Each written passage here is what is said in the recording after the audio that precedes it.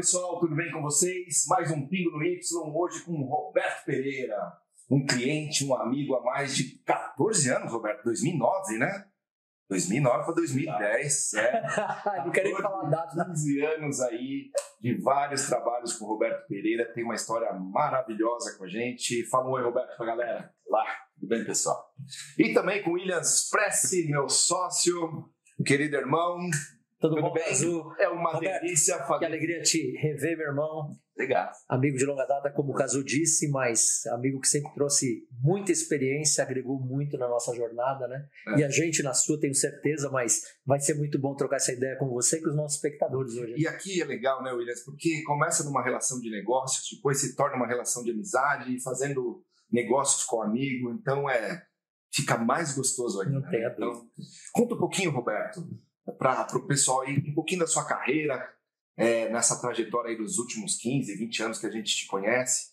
Conta um pouquinho para nós. Quer dizer, eu sou jovem já há um pouco de tempo, então nos últimos 25 anos eu já sou diretor de empresas, sempre de grandes empresas multinacionais, exceção feita a 2 passagens que depois eu conto.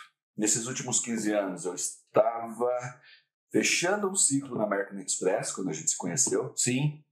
De lá eu fui para a Contax, onde eu fiquei 3 anos. Essa não uma multinacional, mas uma empresa gigante, à época com quase 120 mil funcionários.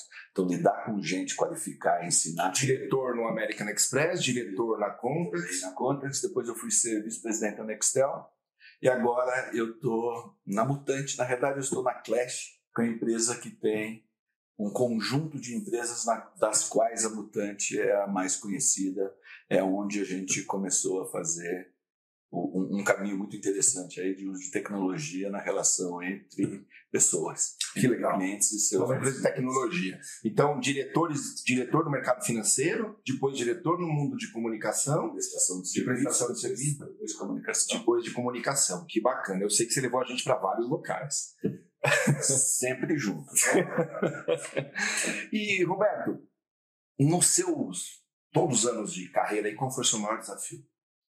Olha, o maior desafio sempre é o próximo, né? Quer dizer, desafio é uma coisa que infelizmente ou felizmente, porque senão a gente morre, a cada vez que se apresenta uma nova etapa na carreira, ela acaba sendo o nosso maior desafio. Uma coisa que eu faço sempre é tentar inovar na perspectiva do que a gente está fazendo. Eu, quando fui convidado a me juntar à Mutante, o convite foi: o Gordo, você quer ser o nosso cara de operações ou de transformação? Se faz 35 anos que eu trabalho com operações, isso eu já sei que eu não sei fazer.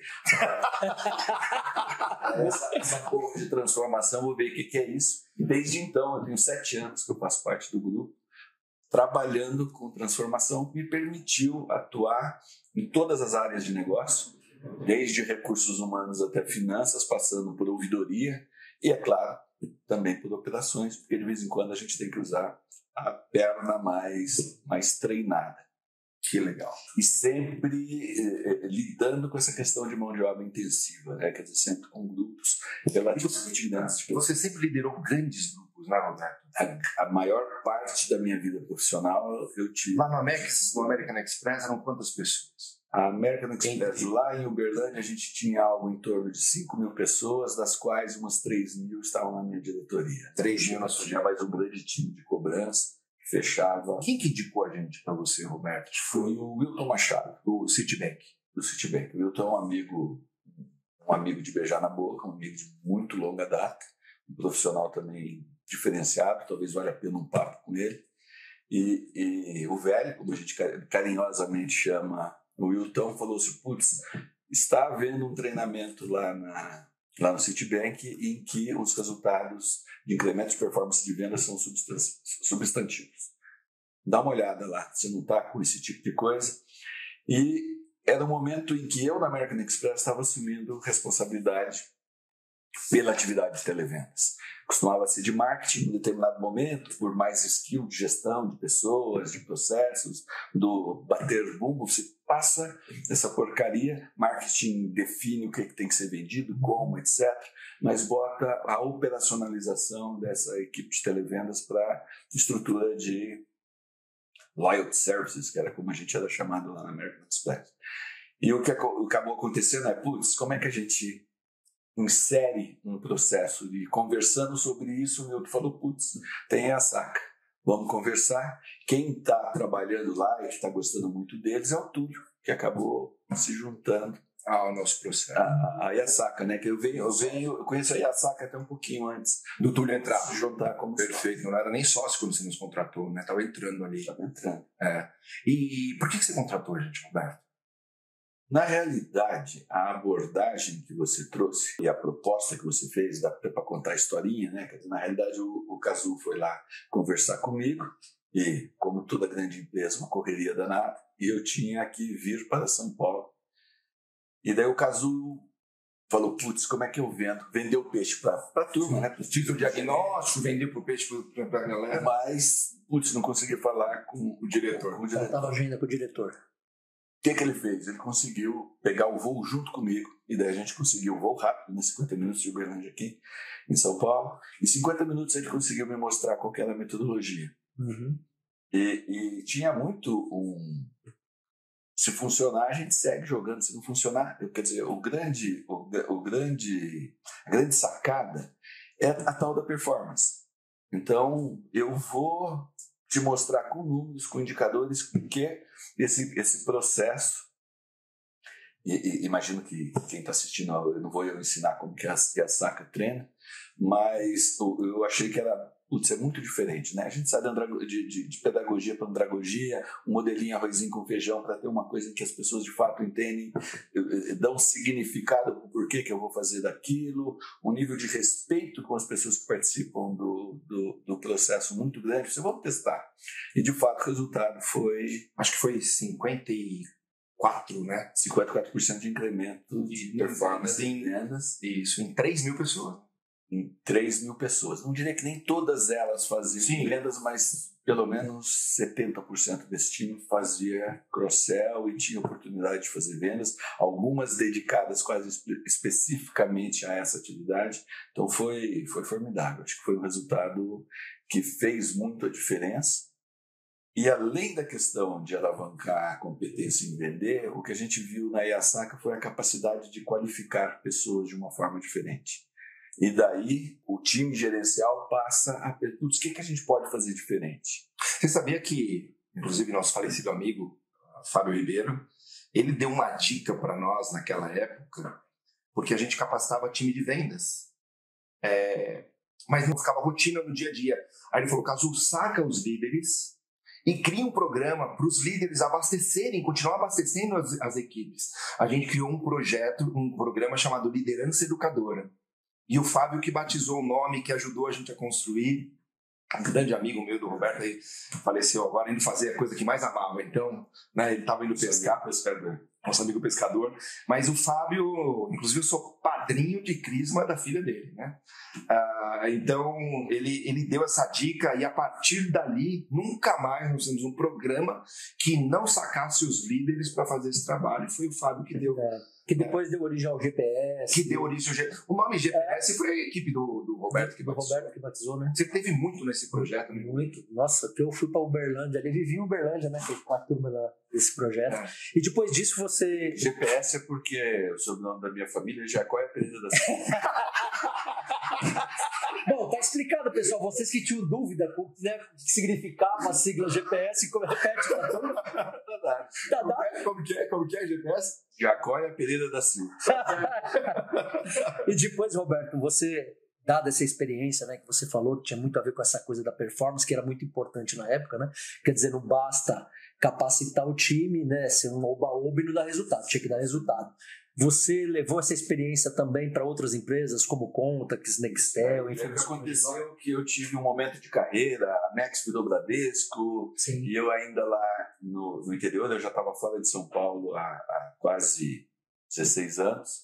Daí, pressão de família, filhos começando, filho adolescente, estudo, faculdade, coisa diferente. Pressão da esposa, vamos embora para São Paulo, vamos. E eu tive essa oportunidade, inclusive foi o Wilton que facilitou. Esse cara é gigante, né? O Wilton Machado, ele é um padrinho da Yasaka, né? Ele é um padrinho. E daí o Wilton falou... Ele foi vice-presidente do Citibank, né? Foi muito tempo. Muito tempo vice-presidente do Citibank, ele aposentou lá, 40 anos de banco. O Wilton é um cara formidável. Enquanto o banco era a maior empresa do mundo só, né? Sim. O Wilton é um cara... Ele é um dos caras que fundou o Citibank no Brasil junto, né? Foi um dos primeiros. É que na realidade o Citibank no Brasil é quase, se não é mais do que centenário, né? Quer dizer, Você trabalhou na... Eu trabalhei na Credicard, administrada pelo Citi. Sim. Mas o Citi, depois do Banco do Brasil, é o banco que está no nosso país há mais tempo. Então, quer dizer, o Wilton, é claro, é um cara de muito longa data, mas... E aí ele te ajudou a ir para Contex, né? E daí ele teve uma oportunidade ele precisava de ajudando lá amigos comuns. Falei, putz, precisa colocar alguns diretores lá. Fui eu e meu xará, o Roberto Medeiros. Ele foi tomar conta de processo de cobrança e eu fui tomar conta da relação com bancos que a Contex tinha. E daí eu percebi que tinha também uma oportunidade gigante de trabalho.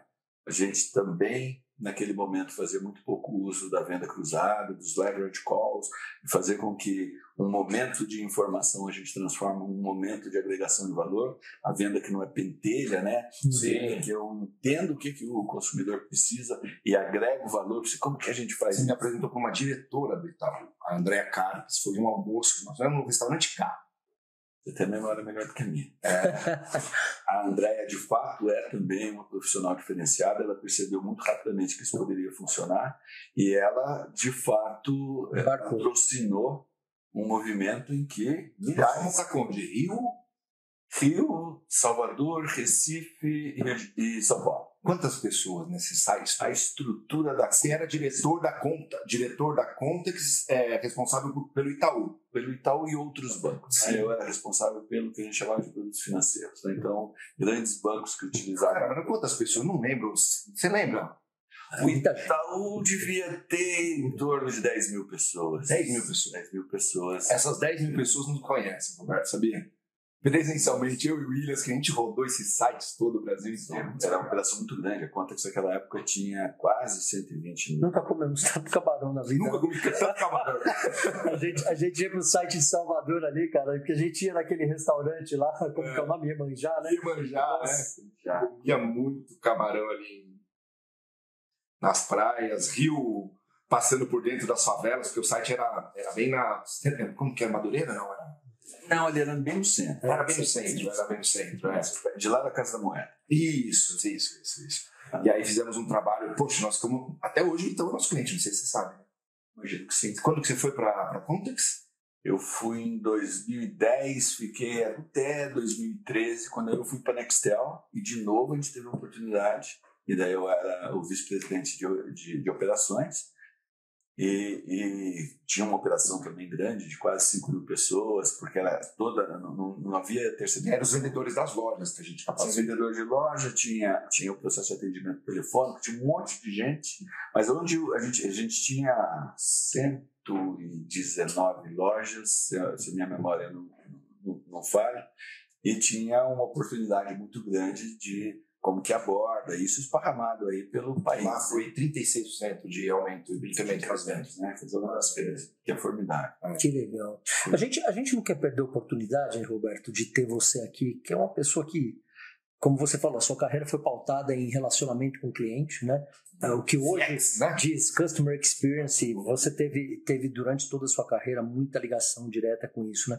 Como é que você está percebendo, Roberto, a transformação do mercado de vendas digitais e desse Customer Experience?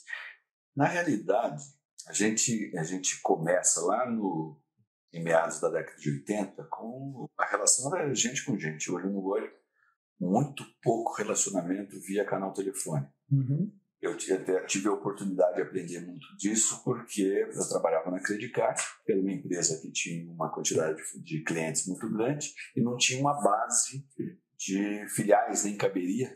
Então começa a pensar, Ricardo Pinto, tem um monte de gente aí que faz diferença no mercado. São pessoas que começaram a planejar como é que eu crio uma relação de atendimento, a gente ainda não está falando de venda, via relacionamento por telefone. Mas naquele momento era treinar gente que lida com gente. A hora que surge a relação por telefone, Isso já é uma tremenda inovação. Vai tá avanço. Porque vender, eu vou usar sinestesia, né? Quer dizer, eu vou perder 60% da minha capacidade de comunicação na hora que eu saio da relação gente com gente para ir para o telefone. Então, isso muda a forma da gente pensar em como qualificar a equipe. O processo de influência é diferente, né? Muito diferente, né? Quer dizer, o digital pelo Nomute, né? Que eu estou indo virtual, né? Eu estou indo agora por telefone. E com a evolução das tecnologias, a gente vê que é louco, né? O canal voz passa a ser mais um. Mas ter contato em que eu não precise falar é muito mais fácil. E no primeiro momento, o que a gente percebe é que as URAs, né? Antes era DISC, absolutamente robotizada. A URA passa por um processo de humanização, e a Mutante é pioneira nisso, foi quem começou. Você é uma das maiores empresas de tecnologia para atendimento de CX, não é isso? Eu diria que hoje no Brasil é a maior empresa de tecnologia para relacionamento com o consumidor, indiscutivelmente. Você está com vice-presidente. Eu, na realidade, eu sou do board. Ah, você está do grupo. É do grupo. Eu faço parte do grupo onde a gente estrutura estratégia de negócio. Mas, e a gente hoje é um ecossistema de empresas. Inclusive, deixa eu cortar, só para curiosidade do povo aí. Parece que você conheceu a Mutante porque a empresa que você trabalhava usava os serviços dela, não é isso? Na realidade, eu sou amigo de um dos sócios, que não era sócio da Mutante, mas era sócio de uma outra empresa que foi adquirida pela Mutante em 2013. Entendi. Então, e ele trouxe, putz, aqui a gente tem um monte de oportunidades. Vocês atendem muito o mercado financeiro, né? Muito, todos os mercados. O mercado de telecomunicações é todo suportado por soluções da Mutante. A gente está muito no varejo, a gente está em seguro, a gente está em educação. Grandes grupos de educação utilizam a solução da Mutante para fazer o processo de relacionamento e até buscar alunos para compor. Mas a gente interrompe, Roberto. Você falava um pouco sobre essa questão da URA. Pega daí que você estava... Daí a URA surge como uma alternativa para, óbvio, baratear a relação com as operações presenciais. Eu consigo ser muito mais eficiente, muito mais barato, eficiente em termos de custo, mas ainda muito duro na relação. Sim. Daí surge a humanização. Então, a tecnologia pura ajuda. Ela é fria. Mas a tecnologia, quando você traz ciência humana, quando você traz a competência de relacionamento, daí dá match. Daí o negócio muda muito. Então, eu diria que, ultimamente, o que está acontecendo é que a disponibilização e daí, de uns tempos para cá, a gente pode imaginar. Daí surge o WhatsApp, surge os aplicativos, o celular que... Tá tudo ali. Era um troço para a gente falar, né? E hoje a gente faz tudo menos falar no celular, porque ele passa a ser uma ferramenta de trabalho Dizem que é um órgão humano hoje. Né? Quer dizer, você não anda porque o celular, tô pelado, vou andar nu, mas eu não ando sem celular porque eu tô desconectado do planeta. Então, usar essas tecnologias passa a ser lugar comum. O ponto é como é que eu faço para que o relacionamento funcione.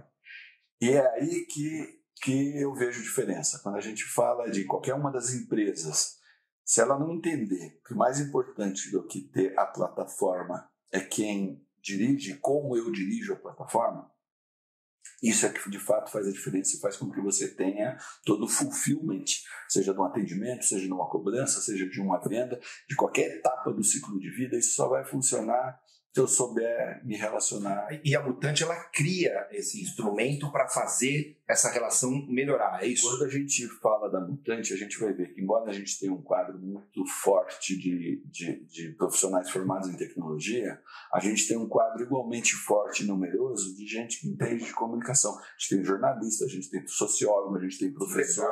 Então, não é só ciência exata que suporta o nosso negócio.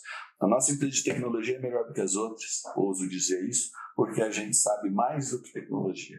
A gente sabe falar português coloquial. Quem inventou os ruídos de fundo no atendimento de vida foi a Mutante. Por exemplo, nós temos muitos clientes cooperativos. A gente atende bancos, mercado financeiro tradicional, cooperativas, outros mercados também, transportadoras e outros...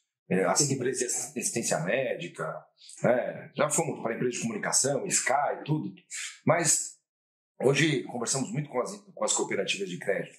E eu sei que vocês têm tecnologias que ajudam no CX na relação. Na realidade, a gente tem a solução completa.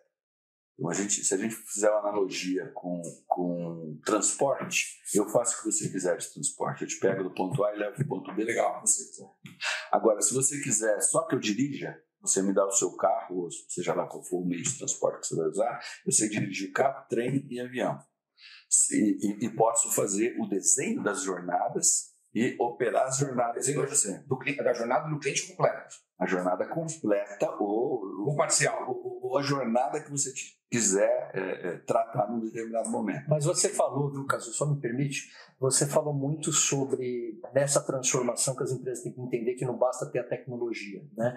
O importante é você ter as pessoas que entendam a utilização dessa tecnologia a serviço do cliente. O que você tem percebido de uma experiência mais interessante nesse sentido, empresas que têm conseguido fazer essa transformação digital? Porque eu acho que a transformação digital, o mindset digital está nisso, né? Não estamos falando de tecnologia, nós estamos falando da agregação de tecnologia com o ser humano, né? Essa que é a sacada. Mesmo quando a gente fala de inteligência artificial generativa e todas essas tecnologias que surgem, na realidade são tecnologias que, se bem aplicadas, simplesmente facilitam um processo de interação entre seres humanos.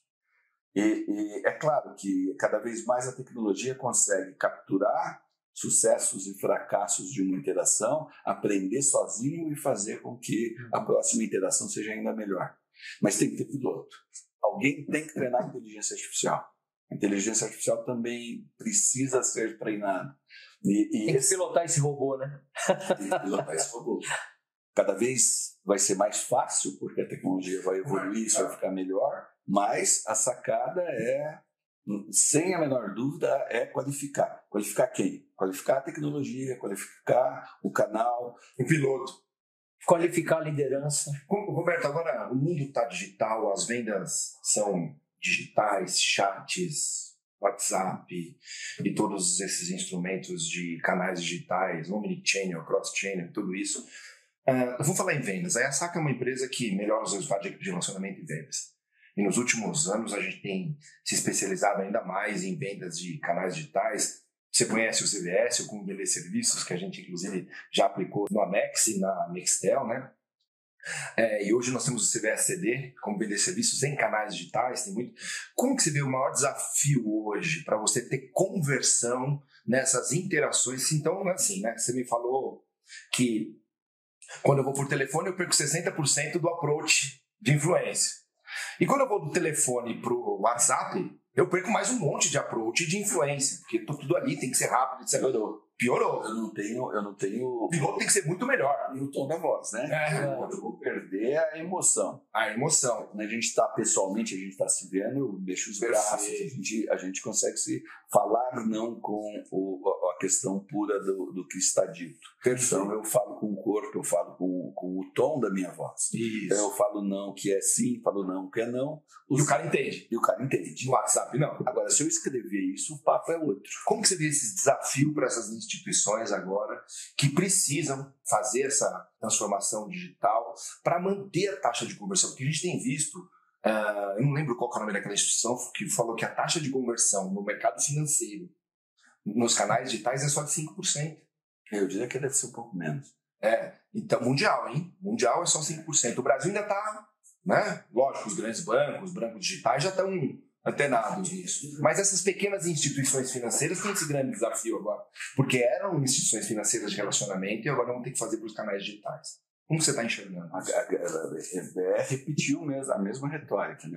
O que faz a diferença não é simplesmente a tecnologia, é como é que a gente estabelece um canal de comunicação com máxima performance. Então eu tenho que desenhar as personas. Quem são os meus clientes? Como é que eu clusterizo isso? Como é que eu faço com que a pessoa se sinta tratada individualmente? Como é que eu viabilizo isso através de tecnologia? Como é que a personalização, né? Não, e o cara tá lá no chat com 10 abertos, né? 10 janelas abertas conversando com 10. E eventualmente não tem o cara, né? Na realidade, o cara só existe se o diálogo entre a máquina a tecnologia e o consumidor não for suficiente para resolver o problema. E hoje o que a gente vê é que, muitas das vezes, grande parte dessa conexão ela dá certo. Agora, muitas vezes a gente não usa a solução em que eu derivo para o ser humano. E daí, quando isso não existe, tem ainda um gap. É muita inteligência para fazer essa experiência, né? Tem que ter muita inteligência, e repito, humana. Sim. Não só de tecnologia. A tecnologia é complexa, tem que estudar muito, tem que ter gente de primeira com relação à tecnologia, mas não basta.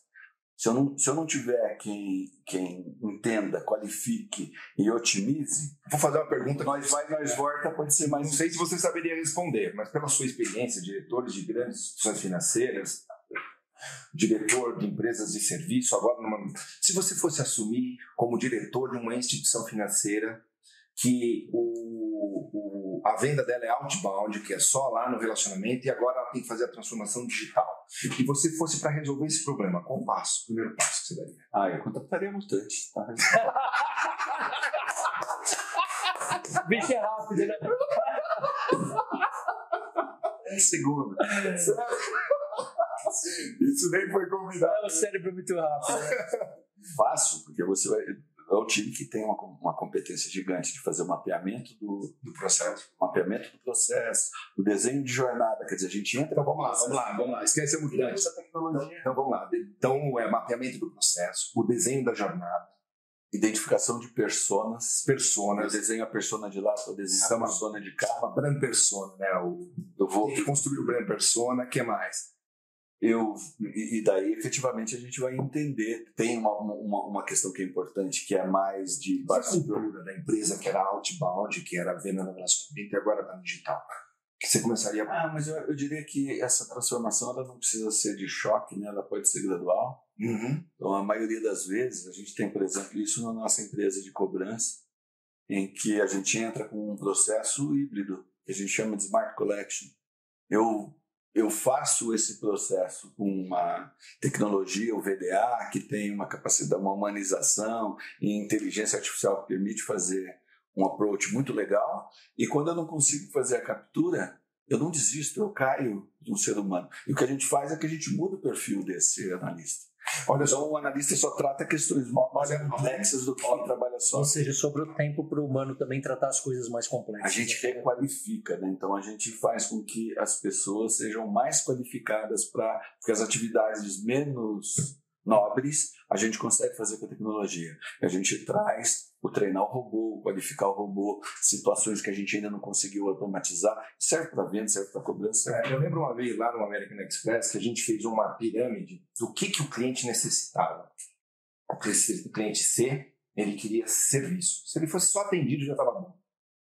O B e o A, o alto, o ultra high value que vocês tinham lá, ele queria relação, ele queria outra coisa, né? E agora foi interessante, Williams, que eu tive numa cooperativa. E aí a cooperativa falou, não, vocês estão conversando com o associado e vocês estão mandando ele vir para a agência. Não, você tem que responder tudo online. Ela falou, mas está lá no ciclo de relacionamento, no meu processo, que eu tenho que trazer ele para a agência. Aí o cliente, o diretor olhou e falou, putz, a gente está pedindo uma coisa, mas o processo ainda é antigo. Porque ele tem uma contramensagem. Tem uma contramensagem. Então, redesenhar os processos. E eles querem, porque acontece. O grande volume de atendimento está na classe C e D.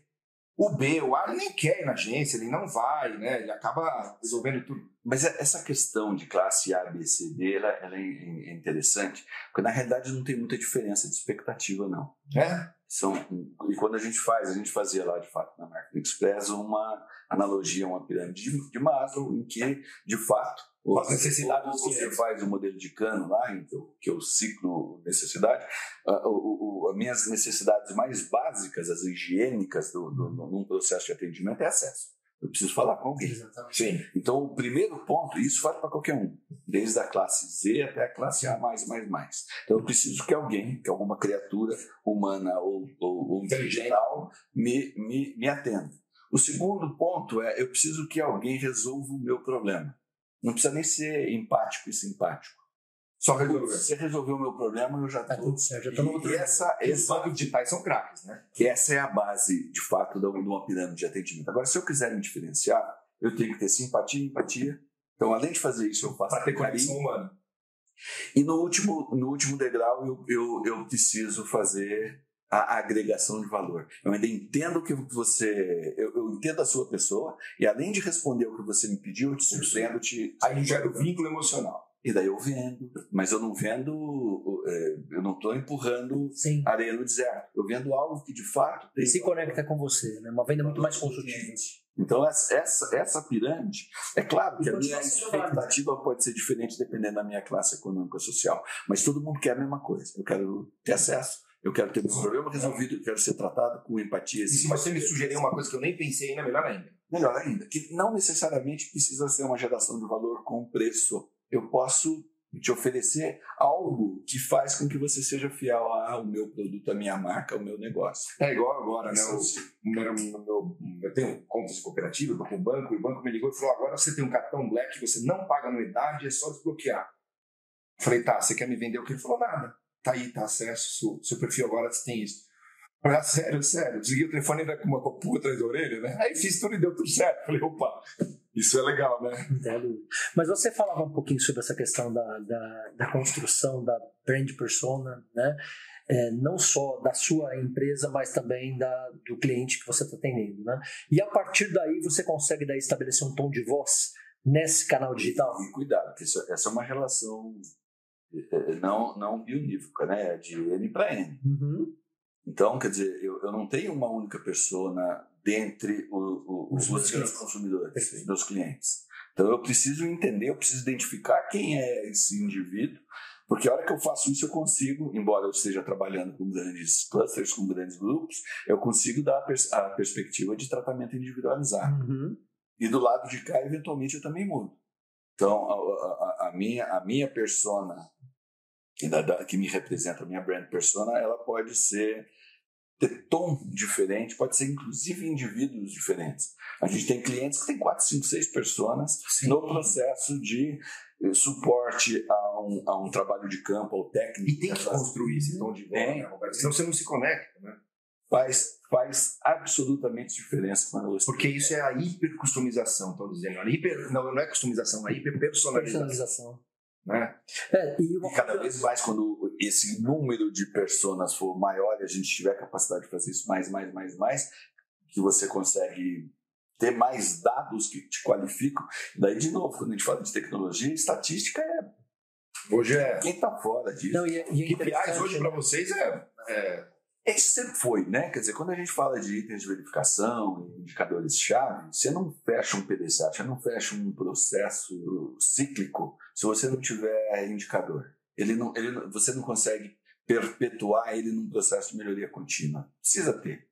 Não funciona. Você tem que ser um cara muito sortudo para, sem medir o que você está fazendo, achar que você vai evoluir. Você está falando interessante, Roberto, porque a gente trabalha bastante, né? Quem está nos ouvindo, tem muitas cooperativas de crédito, né? Você conhece um pouco desse mercado, a gente já comentou com você um pouco sobre esse mercado há muito tempo, e eles estão vivendo um grande desafio, né? Porque as cooperativas de crédito, por natureza, elas sempre tiveram, na essência da natureza dela, o relacionamento humano mesmo, está nos valores dela e tudo mais. Mas, como toda instituição financeira, ela precisa ganhar escalabilidade. E cada vez mais ela está abrindo canais digitais para poder fazer a captação de novos associados ou cooperados, como cada uma chama. E quando capta esses associados e cooperados, ela precisa, principalmente na PF 1 e 2, ela, por ter muito volume, ela precisa criar agora uma personalização no relacionamento com eles, para não perder aquela característica. Cara, estou entrando num banco digital. Não, você está entrando numa cooperativa de crédito. Você continua sendo associado, você continua sendo cooperado. A diferença é que você veio por um canal digital. Nós vamos nos relacionar com você muito pelo canal digital. E como é que eu faço essa personalização? Que vem muito em linha com o que a gente está falando aqui, né? Quer dizer, eu não preciso perder os meus valores, né? Os meus diferenciais, que é o relacionamento, por causa de evolução de canais de comunicação. Na hora que eu trago um canal digital, eu preciso ter um canal digital humanizado, que é a pessoa que deriva eventualmente, por uma relação humana. Então, não é excludente. Perfeito. É complementar. Por isso que que eles chamam de omnichannel, né? Então, que é você ter vários canais. Qualquer que seja o canal, eu consigo você vai conseguir ter uma continuidade na relação e falar olhando no olho é uma das alternativas. Mas uma coisa também é certa, né, Roberto? Não são todos os produtos que você vende no canal digital. Ninguém compra um produto, ninguém compra uma casa no canal digital. Ainda não. Ainda não. Não vai fazer um consórcio de uma casa num canal digital. O cara não vai fazer uma previdência num canal digital. Então, previdência já faz. Será? Estão conseguindo fazer já? Faz o quê? Com a ajuda de inteligência artificial? Inteligência artificial, um bom desenho de jornada. Porque o que a gente está vendo, que as cooperativas, principalmente, as instituições mais menores, estive agora em uma outra, chamada Via Certa, lá no Rio Grande do Sul também, e não conseguem vender produtos mais complexos pelo WhatsApp ou por chats, né? Produtos mais complexos, eles no mínimo utilizam plataformas Zoom e Teams. Então a gente está vendo que existem produtos que encaixam e vendem bem, a taxa de conversão é boa. Então, mas você precisa tomar cuidado, porque uma coisa é o canal digital como alternativa end-to-end para um processo de venda. Ok. É óbvio que quando eu vou para produtos mais complexos, eu não vou conseguir fazer um fechamento de um produto muito complexo num canal digital só. Mas eu consigo fazer 80% da jornada no canal digital. E daí entra soluções omnichannel que me ajudam. Então, a hora que ele cai aqui para o analista, para o gerente de conta, seja lá quem for, a pessoa que vai fechar esse negócio, eu não vou começar do começo da história. Estou já no epílogo. Eu vou pegar detalhe, eu vou aí você vai para fazer parte o mais complexo. Sabe uma coisa que eu estou percebendo também, William? Não sei se você está percebendo. Porque é legal, eu vou lá nos canais digitais, faço a conversão, faço a venda. Mas o produto complexo, para chegar num gerente, para fazer uma visita em um Teams, esse processo não está bem definido. Eles estão perdendo oportunidades grandes porque a bola está passando, mas estou chutando errado. A bola não está chegando no pé de quem tem que chutar para o gol. Né? Então existe tecnologia e processo aí no meio para fazer bem essa transição. Fazendo uma analogia com o futebol, é o seguinte: nós temos um baita atacante na ponta esperando para receber uma bola redonda, mas o meia não está passando direito. Não está passando a bola direito. O meia é grosso. E o que a gente está fazendo é que o nosso meia pode ser um robô. Olha que legal. Quer dizer, eu não preciso. Então, a hora que o robô bater a bola, cai certinho no pé do cara. Eu ainda não consegui fazer um robô centroavante, mas hoje o que eu entendo é que do goleiro, na mesma parábola e na mesma analogia, do goleiro até o meio de campo eu consigo fazer, e bem feito, toda a troca de passe. Eu só fazer o atacante bate a bola. Para o atacante. Ou eu vou até tomar o pênalti, o atacante. A tecnologia resolve isso. Agora, Roberto, esses modelos híbridos para mim são matadores. Não é um processo binário de humano para digital. A gente vai ter humano digital, humano digital, humano digital. Digital, a gente tem um monte de nome bonito aí para tratar essa questão, e eu acredito muito nisso. E que vai ter, né? A gente só fazer humano e a gente vai hoje estar junto, né? Roberto, você é um cara que, assim, por tudo que a gente conhece, a gente sempre viu que você é um cara muito antenado em processo, um cara muito antenado em tecnologia, consegue desenvolver esses processos, mas você tem uma diferença que eu percebo, uma diferença que eu diria assim, maravilhosa para esse mercado que você atua, que você é um cara muito humano. Você tem, né, seus amigos reconhecem, suas equipes reconhecem, você é um cara muito querido. O pobre, o gordo. Exatamente, até a forma de te chamar é sempre muito carinhosa. Mas o que fez, acho que uma grande diferença na sua carreira foi sempre ter esse olhar de que, assim, cara, não adianta ter evolução tecnológica, evolução de processo, se a gente não tiver evolução do desenvolvimento humano, das pessoas que estão gerenciando tudo isso. Como é que você vê o futuro da educação corporativa quando você vê esse grande emaranhado de tecnologias, de processos novos e tal? Que olhar que você sempre colocou e agora mais ainda você acha que precisa colocar com a equipe que está trabalhando nisso, não só quem está na ponta lá, o atacante ou o cara que também está na retaguarda, a liderança disso. Fala um pouco dessa educação corporativa. Essa é uma questão que desafia ainda hoje o mercado como um todo. E ainda que, Deus me livre, né, que a pandemia tenha trazido um monte de consequências, a grande maioria de consequências negativas, ela nos impôs o home-based. Né?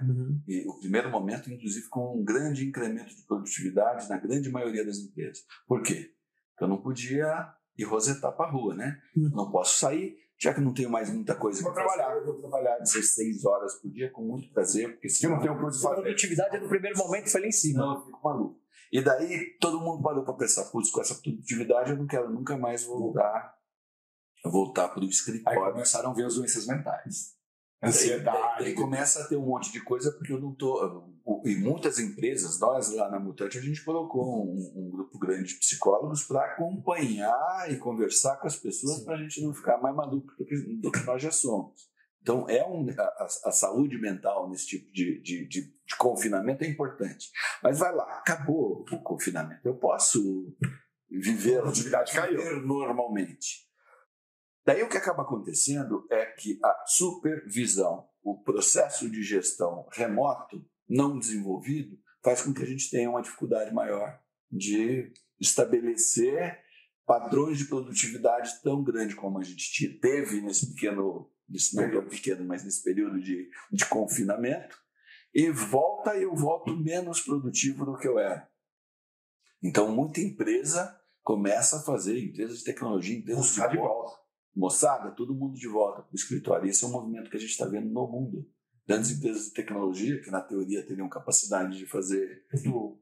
Então, perderam a cultura e diminuíram a capacidade. E o grande ponto é porque a gente não soube educar a liderança para fazer essa qualificação remota. Isso não é fácil. Algumas empresas, antes da pandemia, já faziam isso. A Gol, né? Pela natureza. Esse hashtag com a Gol. A Gol, que inclusive a solução de home-based foi por muito tempo uma solução da Mutante, da Voran, depois Mutante. Vocês faziam o sistema que fazia a gestão dessas pessoas à distância, é isso?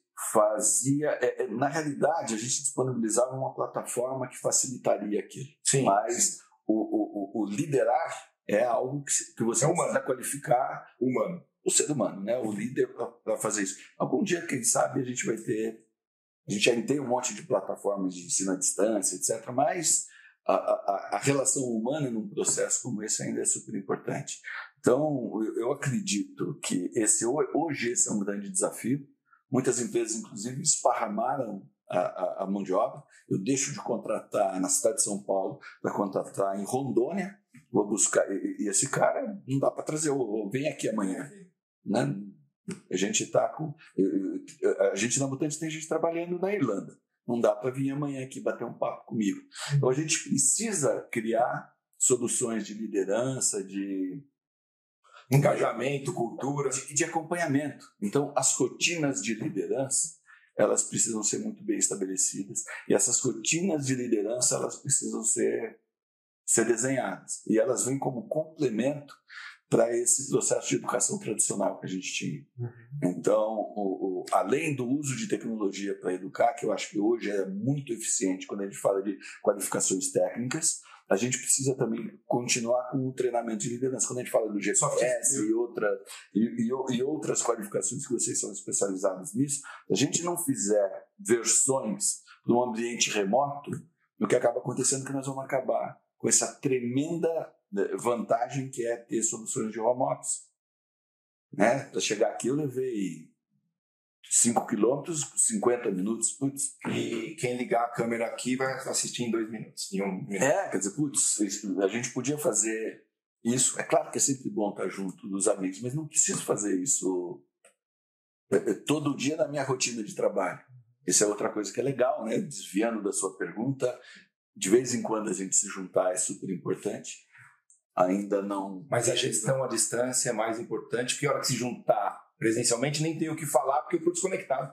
Então, porque quando a gente se junta para se abraçar, se beijar e comemorar e fazer afiar de machado. A gente não se junta mais para trabalhar. É isso que o trabalho remoto. É isso que está acontecendo com o mercado de varejo, né? As lojas físicas ela tem que proporcionar uma experiência, porque comprar ele vai comprar na internet. Não tem dúvida. Muitas delas, inclusive, vendem na internet mais barato. Por que eu vou na loja? Na internet? Eu vou lá na loja.